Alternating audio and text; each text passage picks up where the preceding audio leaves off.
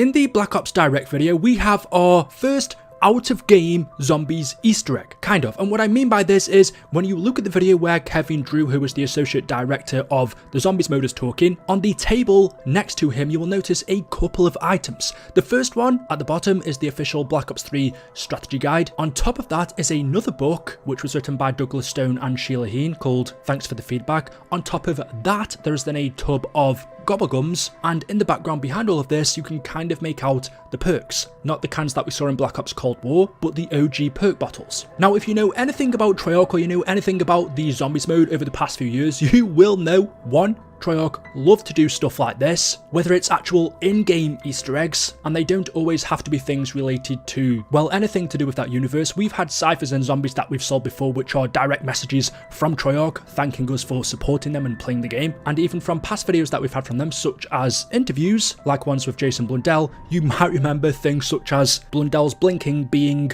Morse code, and whilst that was something that was made up by the community, this is something that Treyarch does. It's one of the reasons why they're loved so much. So when I first saw all of these items next to the director of zombies, the BO3 strat guide, the book called Thanks for the Feedback, BO3's gobblegums, and the OG perks, this is Treyarch's way of telling us that they've been listening to the feedback we've been giving them over the past few years, and it's also them acknowledging that, for the most part, Black Ops 3 is regarded by the zombies community to be the best zombies game we've had. Obviously everybody has their different opinions. Some people may think BO Cold War or Black Ops 2, Black Ops 1, but in pretty much every poll you see out there, the majority of players consider Black Ops 3 to be the standard of a Treyarch zombies game. And so ever since then, in Black Ops 4, then Black Ops Cold War, and then Vanguard, and now Modern Warfare 3, because each game is different to one another, people have been saying, well, bring this back from BO3, bring back the gobblegums, why are you changing this or that? What happened to this great feature that we saw in Black Ops 3 Zombies? Or why are you changing a formula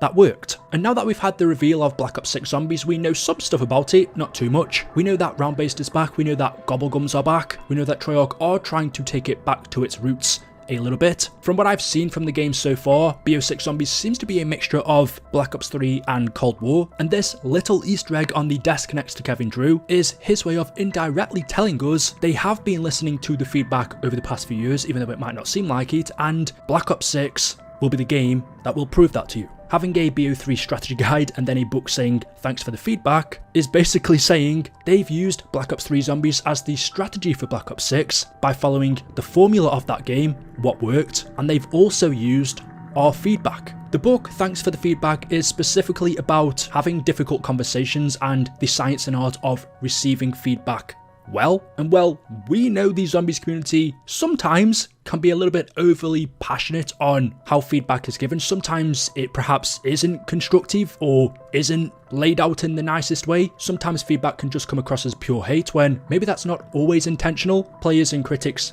mean well, but because they can be so passionate, sometimes that can overcome constructive criticism or feedback. And so this book about the art of receiving feedback well, I think is a good message, because it shows that Treyarch haven't only been listening to the nice comments, but also feedback that might not have been as nice, criticism for the zombies mode, combining that with the strategy that Treyarch used to make Black Ops 3 Zombies so good, and then using all of that to create Black Ops 6 Zombies. And that for me is why I'm really excited for this year's Zombies, because even though we've only had a trailer, we haven't seen a lot of gameplay, just a couple of seconds. I know from recent Call of Duties not to get excited. There's that new saying now, never pre-order a game, always wait till it releases to see what it's actually like. But if Treyarch have taken feedback from the community over the past few years, and they have also learned from recent mistakes and are using Black Ops 3 Zombies as the guide, then at the very least, I'm not going to say you can't go wrong, but there's at least less of a chance of it going wrong. That's surely a good route to go down. Now, knowing that Treyarch, and specifically Kevin Drew,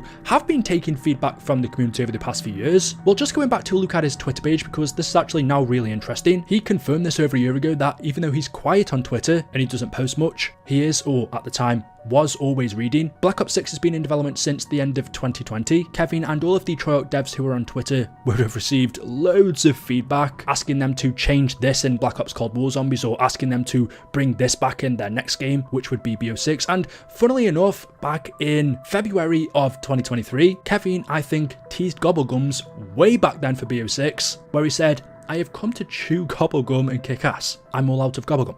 That was it. That was the tweet. It was totally random. We hadn't seen Gobblegums at that point in a long time. They weren't in Cold War, Vanguard or MW3. So to say this out of the blue at the time seemed random, but looking back at it now, it was him hinting Gobblegums were coming back for this year's game. But just going back to the feedback thing, well, there was a couple of interesting tweets he said in regards to this. He actually asked players whilst he was developing Black Ops 6 what our least favourite perks were, what our least favourite ammo mods and field upgrades were. I can only assume he wanted this data from us to know what he should or shouldn't add into Black Ops 6 Zombies. He said, we got around 400 responses combined, so thank you. First up as perks. To nobody's surprise, Tombstone Soda was the least liked perk. Rest in peace Tombstone. We tried combining Who's Who with you, and it still wasn't enough to keep it relevant with modern game mechanics. So Kevin knows that Tombstone is the least liked perk. I didn't vote on this poll, but if I did, I'd vote for that as well. I much rather would have had a brand new perk in Firebase C, which was the map it was introduced. Instead of Treyarch giving us Tombstone, I would have preferred them spending their time to give us something different. So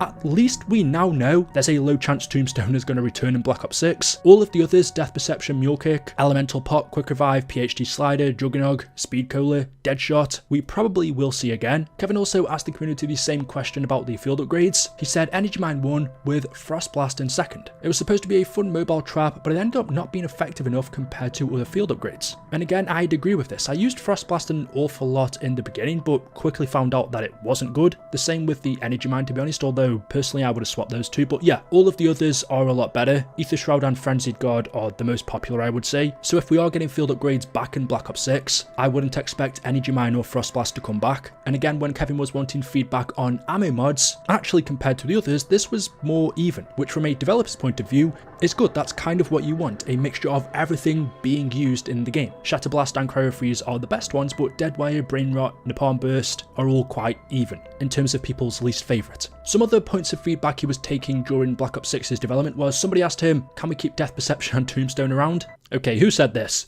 And Kevin said, I'll say that Death Perception is one of my personal favourites, although the community doesn't like Tombstone. Someone else asked him, Kevin, any chance of increasing difficulty of quests going forward? Of course, this was relating to Black Ops Cold War, but is feedback that will be taken to Black Ops 6 since they were also developing it during that time. And Kevin said, anything is possible. We are very aware the community wants more challenge at high rounds and harder to discover elements like older games. We want to find a way to have that without removing everyone's ability to experience the story. And the interesting thing about this is that's exactly what he's now implemented in Black Ops 6. We know we are getting 2 maps at launch on day 1. One of the maps, Terminus, will be the harder one, which will be more of a challenge at higher rounds and have harder to discover elements, and the second map, Liberty Falls, will be more of an experience like Cold Wars, where everybody will have the ability to experience the story. So that bit of feedback, which was aimed towards Cold War, Kevin has actually taken it and implemented that in Black Ops 6. And the final thing that I found that I just wanted to point out, a lot of people shared this similar feeling during Cold War, but Pizza tweeted, damn, I miss Call of Duty Zombies feeling like it had passion put into it. Like you could physically feel the love, sweat and tears put into the projects produced by Jason Lundell, Lee Ross and Cameron Drayton, and even Jimmy Zelensky. And Kevin replied, but for real, we still love making zombies. I hope we can hit on some of the things you think Cold War lacked in the next game, and that next game is Black Ops 6 Zombies. Kevin didn't work on Vanguard or Modern Warfare 3, he's been fully focused on Black Ops 6, so that comment of him saying he hopes he can hit on everything that people think was missed in Cold War Zombies in Black Ops 6, it just leaves me hopeful to know that they have been listening to the community, the good, the bad feedback, and they've used Black Ops 3, sorry I just hit my mic there, hope your ears didn't hurt, as the strategy. Of course they don't want to replicate that game, they don't want a Black Ops 3 2.0, but they understand that it is considered by the majority of people to be the best zombies experience we've had, so combining that along with Cold War, because during Cold War Zombies lifecycle I wasn't the biggest fan of it, I thought it was just okay, but it didn't live up to past games. However,